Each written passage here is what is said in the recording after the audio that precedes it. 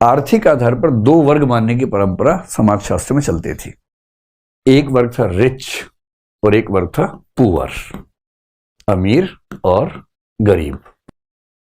अगर आप मार्क्सिज्म को देखेंगे, कार्ल मार्क्स बहुत प्रसिद्ध विचारक हुए जर्मनी के, जो इंग्लैंड में रह के काफी लिखते रहे 19वीं सेंचुरी में। मार्क्सवाद की सबसे बड़ी खामी जो बाद में समझ में आई, जो मार्क्स के जीते जी समझ में आ गई थी, 1870s में समझ में आ गई थी। मार्क्स की मृत्यु 1883 में हुई और 1870s की शुरुआत में यह बात सामने आ गई थी कि एक बड़ी भारी गलती उस सिद्धांत में हो गई है। उन्होंने माना कि दो ही वर्ग होते हैं, एक हैव्स और एक हैव नॉट्स, यानी कि अमीर और गरीब मान लीजिए। लेकिन इतिहास ने साबित किया कि वर्ग दो नहीं होते हैं। और कुछ लोगों ने साबित किया कि पहले का समाज जो एक त्रिभुज के आकार का होता था, अब का समाज डायमंड के आकार का हो गया है। त्रिभुज का मतलब कुछ लोग बहुत ऊपर हैं, अमीर हैं, बहुत कम हैं, और कुछ लोग बहुत ज्यादा हैं, गरीब हैं। और डायमंड का मतलब है कि मध्य वर्ग सबसे बड़ा वर्ग है, उच्च वर्ग में कम लोग हैं, निम्न वर्ग में कम लोग हैं, सबसे ज्यादा लोग तो मिडिल क्लास में हैं। और अगर मिडिल क्लास सबसे बड़ी है, जिसको मार्क्स ने एक्सेप्ट ही नहीं किया था क्लास के रूप में, तो सिद्धांत सरवाइव कैसे करेगा? चल नहीं पाएगा। ये पूरा थीसिस है। लॉकवुड और गोल्डथॉर्प नाम के दो लोगों ने इस पर काम किया बहुत विस्तार में इंग्लैंड में।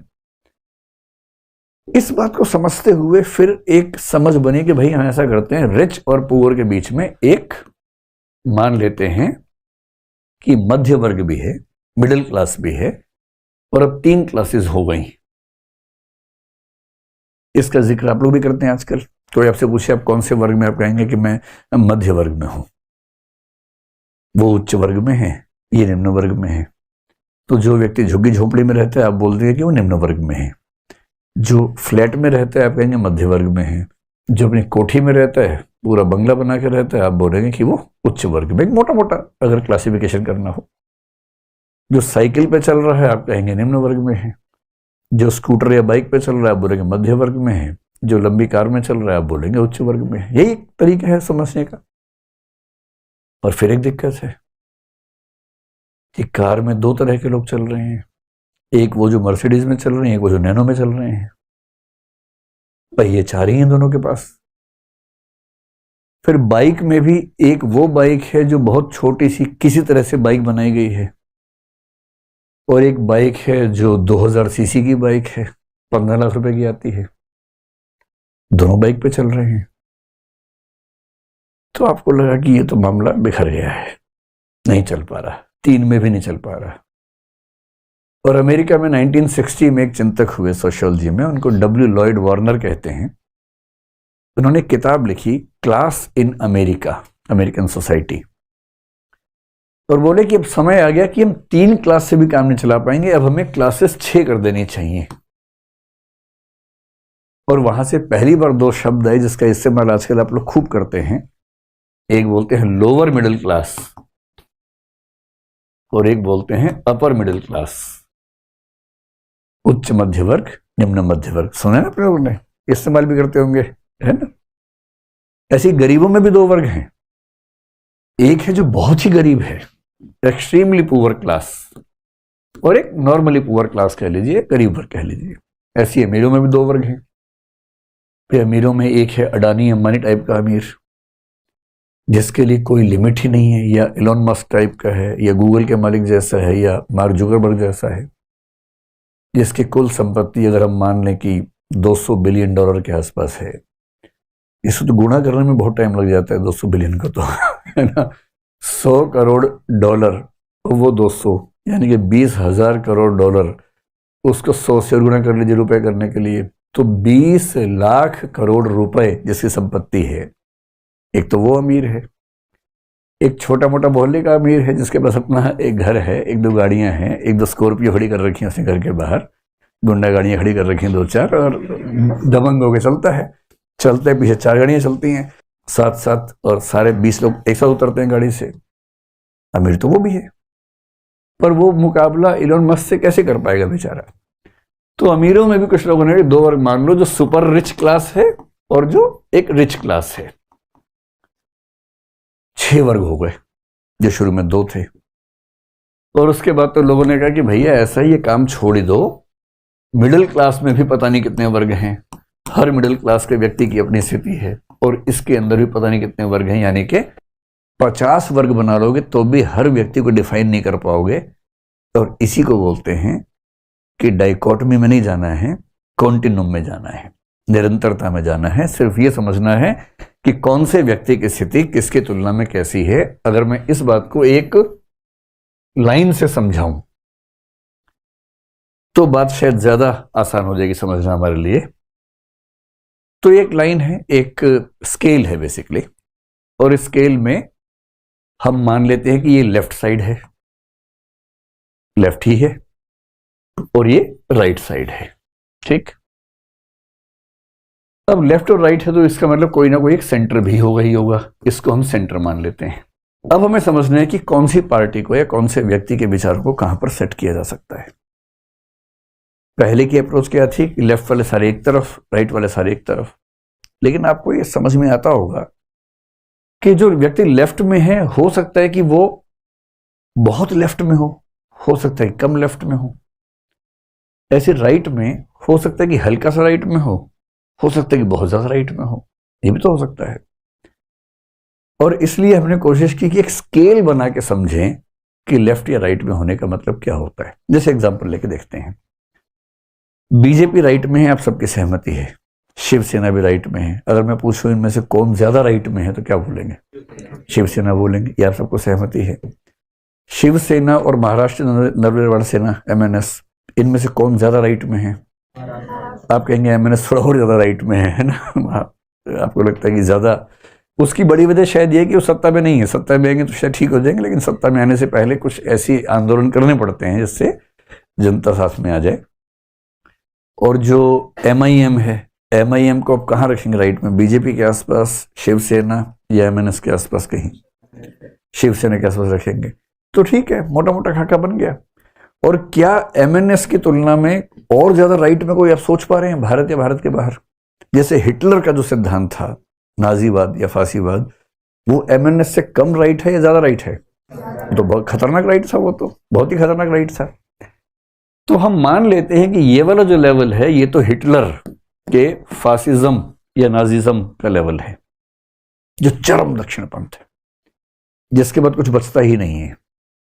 जब कोई ये कह दे कि मेरे अलावा बाकी समाजों को जीने का हक नहीं है, उनको खत्म कर देना चाहिए, उनको गैस चैम्बर में डाल देना चाहिए, उनका सामूहिक हत्या कर देनी चाहिए, जीनोसाइड कर देना चाहिए, वो तो राइट का वो लेवल हुआ जिसकी आगे कुछ बचता ही नहीं है। लेकिन हम ये जानते हैं कि भारतीय राज्य व्यवस्था में ऐसी स्थिति कम से कम नजर नहीं आती है, क्योंकि हम एक डेमोक्रेटिक कंट्री हैं और डेमोक्रेसी एक मोटे मोटे खाके के रूप में हमारे देश में हमेशा से बनी हुई है।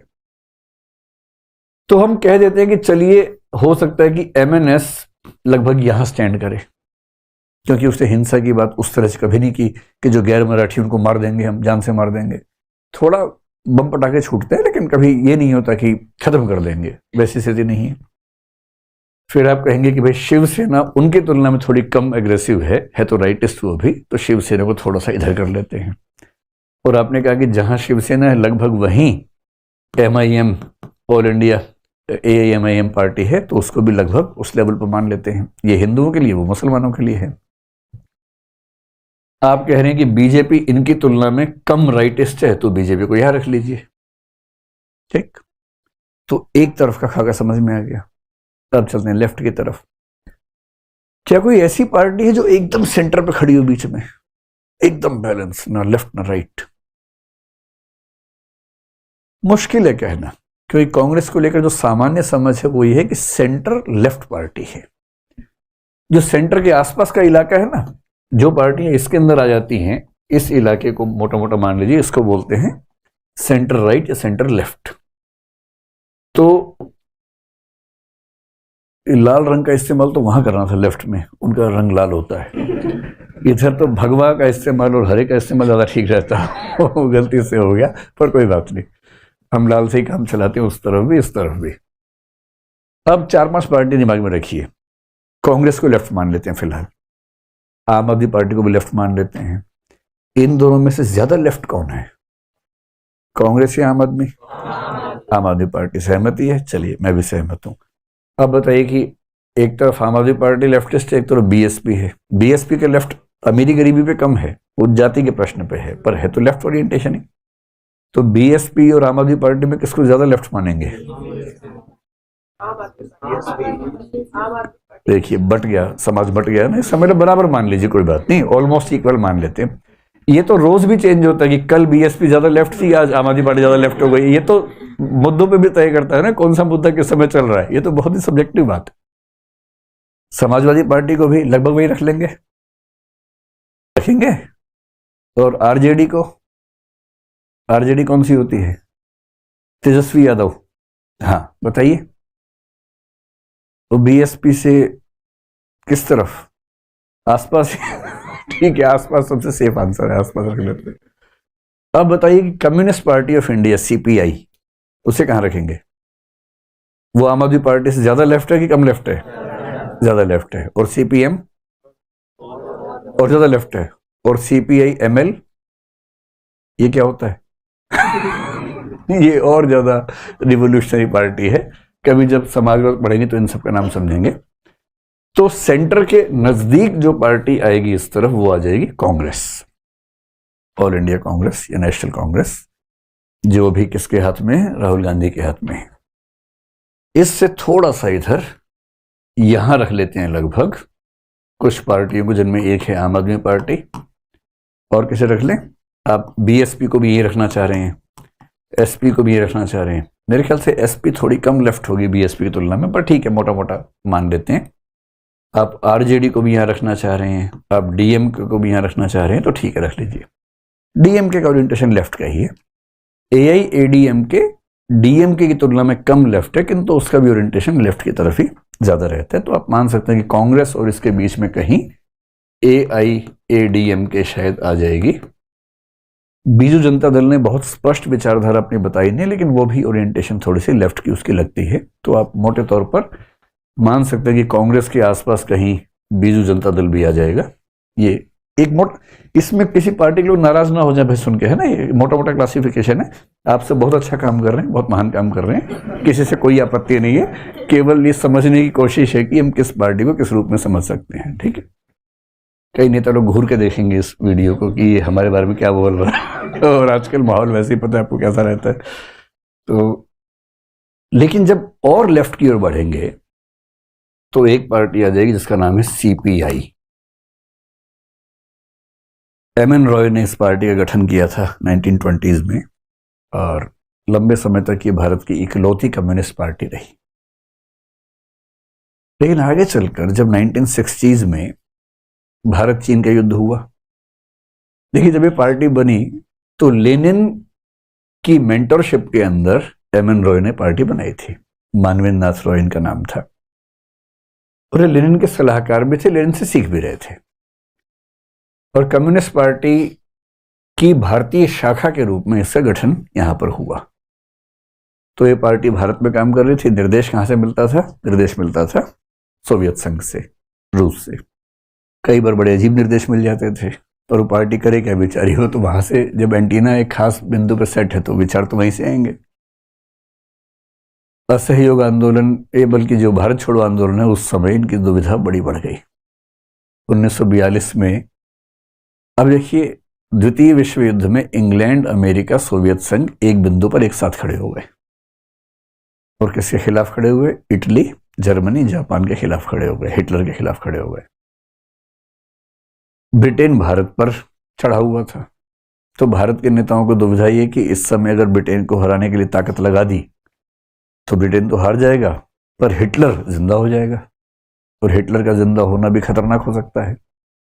तो कंफ्यूजन था कई लोगों को, पर अंत में तय हुआ। महात्मा गांधी ने भी कहा कि ये सही मौका है, हमें अंग्रेजों के खिलाफ एक बड़ा आंदोलन करना चाहिए। 1942 में भारत छोड़ो आंदोलन शुरू हुआ। अब कम्युनिस्ट पार्टी परेशान, क्योंकि सोवियत संघ से निर्देश मिलते थे, और सोवियत संघ, अमेरिका और इंग्लैंड उस समय एक साथ हैं। तो वहां से निर्देश आया कि ना, इस समय फांसीवाद के विरुद्ध इंग्लैंड का साथ देना जरूरी है। तो उस पार्टी ने 1942 के आंदोलन को ठीक से सपोर्ट नहीं किया, पीछे हट गई, और वहीं से उसकी छवि भारत के लोगों में काफी कमजोर भी हो गई। और इसलिए 1947 के आसपास आपको कम्युनिस्ट पार्टी का बहुत ताकत नजर नहीं आती, जबकि उसके पहले ताकत दिखनी शुरू हो गई थी। 1949 में चीन में क्रांति हो गई। अब दो चाचा हो गए, एक चाचा सोवियत संघ, तब बोल लीजिए सोवियत संघ, और चाचा हो गया चीन। अच्छा, चीन वाले थोड़े नए नए थे तो एग्रेसिव ज्यादा रहते थे। चीन वाले बोलते थे कि सोवियत संघ वाले ठीक कम्युनिस्ट नहीं है, असली कम्युनिस्ट हम हैं, ये ठंडे कम्युनिस्ट हैं, हम गर्म कम्युनिस्ट हैं। तो कम्युनिज्म में जो गर्मी ना हो तो फिर कम्युनिज्म कहेगा। तो भारत के जो कम्युनिस्ट थे उनको भी लगा कि ये वाला ज्यादा ठीक लग रहा है, तो कई लोग चीन से सपोर्ट लेने लगे, मतलब वैचारिक समर्थन भी शायद, बाकी भी कुछ सोवियत संघ के पक्ष में थे। पार्टी एक ही थी, सीपीआई, और 1960, 62, 64 तक चलता रहा। 62 में चीन और भारत का युद्ध हो गया। मजे की बात, भारत का पीएम कौन? नेहरू जी, वो भी कम्युनिस्ट, कम से कम सोशलिस्ट तो सही, और कम्युनिज्म से प्रभावित भी थे, मार्क्सवाद से। तो एक कम्युनिस्ट प्रधानमंत्री दूसरे कम्युनिस्ट देश से युद्ध कर रहा है, और कम्युनिस्ट पार्टी को तीसरे कम्युनिस्ट देश से सलाह मिल रही है, सोवियत संघ से, क्योंकि सोवियत संघ और चीन में ठीक ठाक दुश्मनी हो चुकी थी।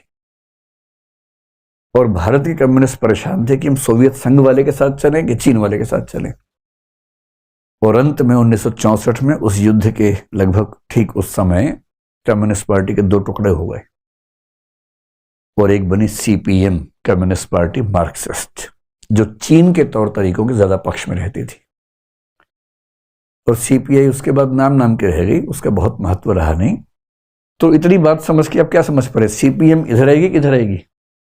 इधर आएगी, है ना। तो सीपीएम ज्यादा लेफ्ट है, और ये सीपीएम 1964 में बनी है, सोच के देखिए।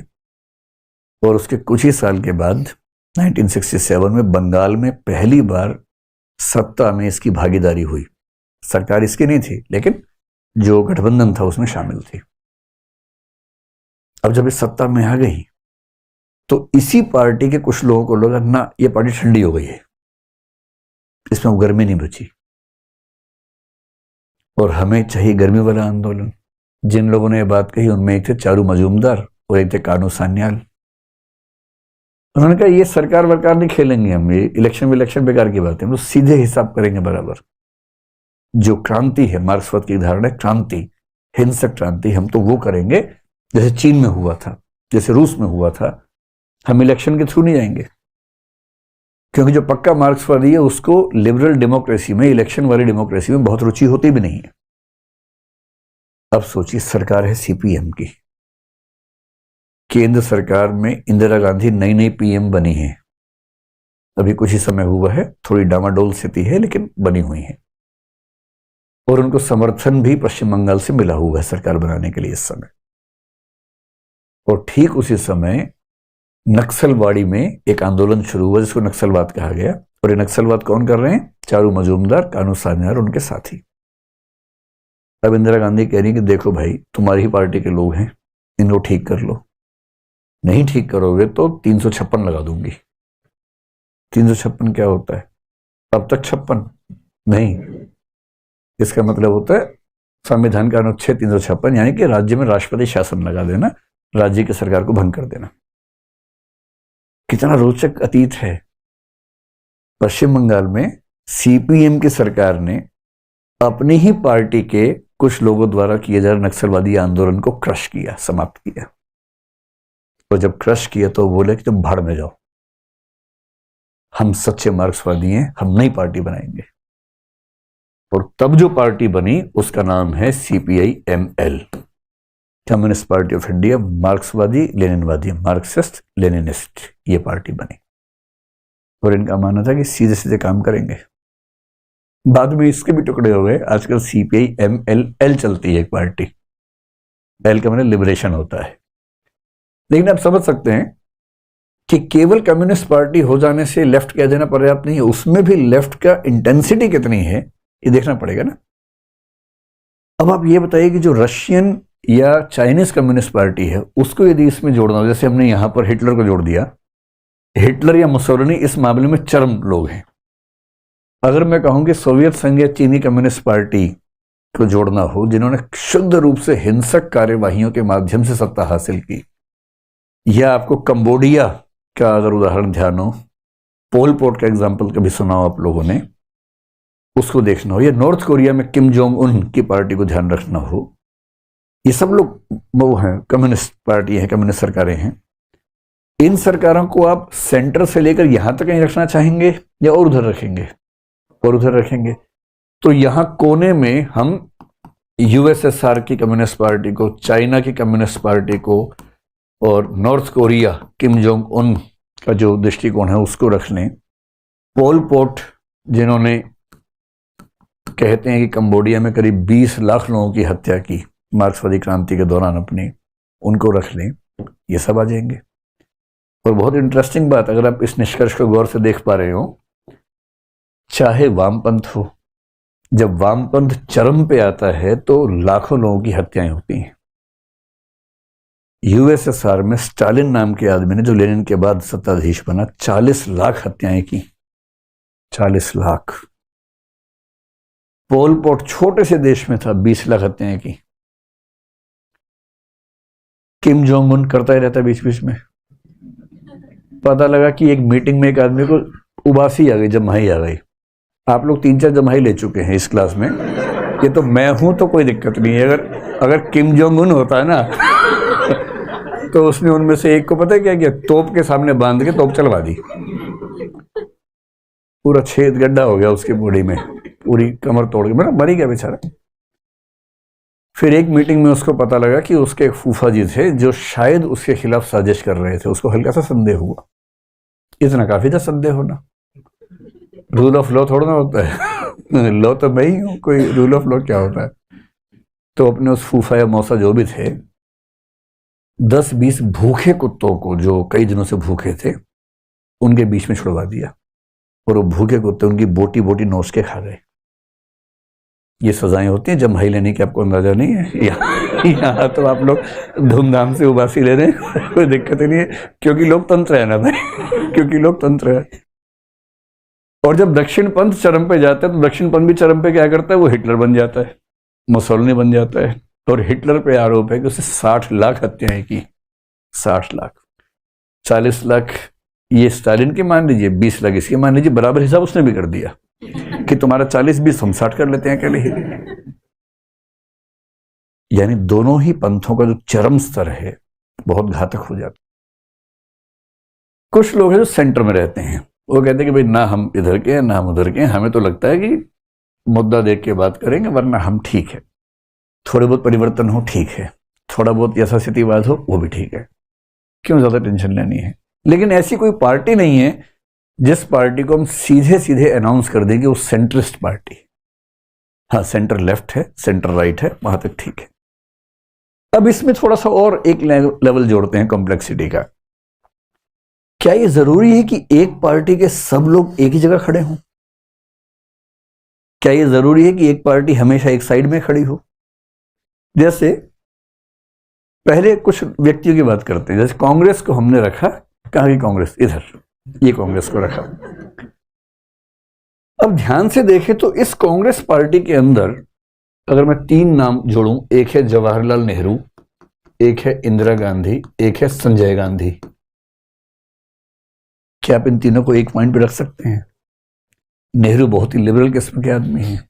अगर नेहरू सत्ता में है तो आप मान सकते हैं कि बहुत ज्यादा व्यक्तियों की स्वाधीनता कुचली नहीं जाएगी। जब इंदिरा गांधी सत्ता में थी तो आपातकाल लगा, इमरजेंसी लगी, और इमरजेंसी के दौरान 19 महीने कई लोग जेल में रहे, केवल इसलिए कि वो उनकी सत्ता के खिलाफ खड़े हो गए थे।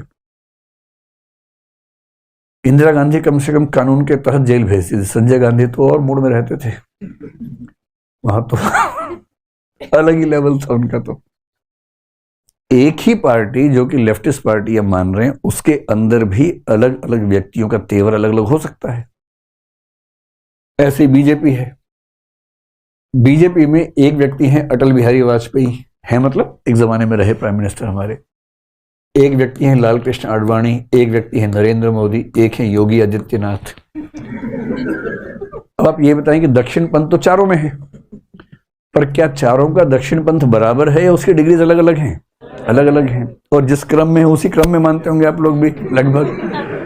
जब वाजपेयी जी प्रधानमंत्री थे तो आपको पता है ये जो इतिहास है 1996 के आसपास का, जब वो पीएम बने पहली बार, शायद 95 में ये डिबेट थी बहुत ज्यादा। हम लोग उस समय यूपीएससी की तैयारी कर रहे थे, बहुत डिबेट थी कि लग रहा था कि बीजेपी सत्ता में आने वाली है पहली बार केंद्र में, तो पीएम कौन बनेगा।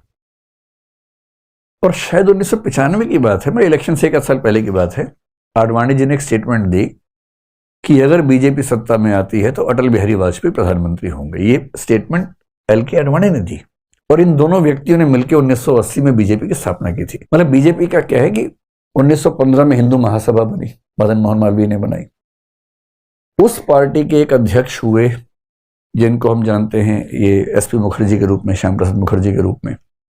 बाद में उससे मोहभंग हुआ तो उन्होंने 1951 में भारतीय जनसंघ बना दिया। भारतीय जनसंघ 1974 तक लगभग रहा, जब एक पार्टी बनी जनता पार्टी। 77 में इलेक्शन हुआ था ना, उसके आसपास की बात है, जब जनता पार्टी बनी, जिसमें जयप्रकाश नारायण ने कोशिश की थी 4 पार्टियों को मिला के इंदिरा गांधी के खिलाफ इलेक्शन लड़वाने की, तो भारतीय जनसंघ उसमें मर्ज हो गया, जनता पार्टी हो गई।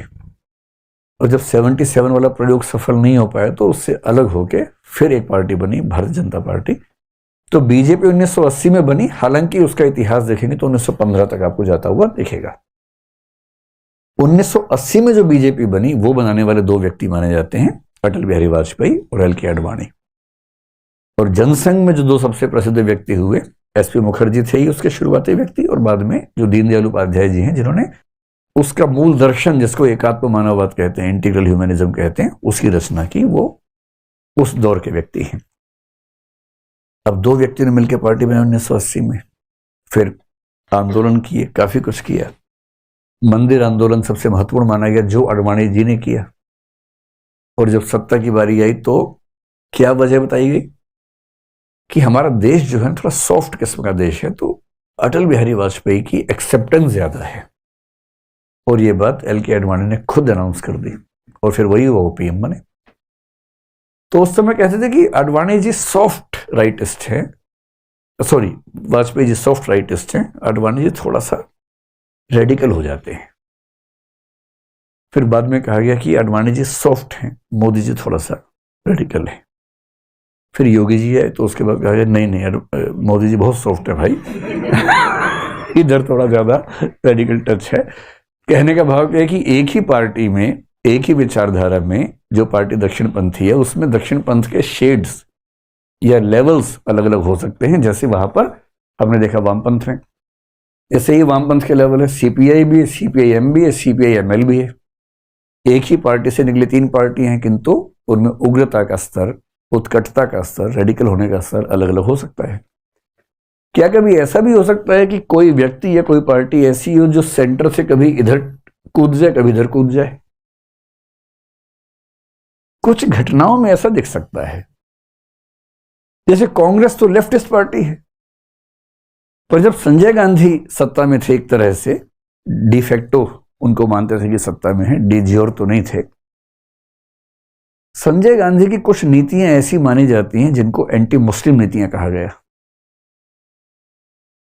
हालांकि कांग्रेस पार्टी सामान्यतः मानी जाती है कि वो मुस्लिम समाज के पक्ष में खड़ी रही, तुष्टीकरण कहिए, अपीजमेंट कहिए, जो कहिए। और शाहबानो के केस में बहुत प्रसिद्ध एग्जाम्पल दिखता है 1985-86 का मामला, जब शाहबानो के केस में सुप्रीम कोर्ट का निर्णय शाहबानो के पक्ष में आया और कांग्रेस पार्टी ने उसके विरुद्ध जाकर एक्ट चेंज किया, एक नया एक्ट बनाया, मुस्लिम विमेन प्रोटेक्शन एक्ट कहते हैं उसको।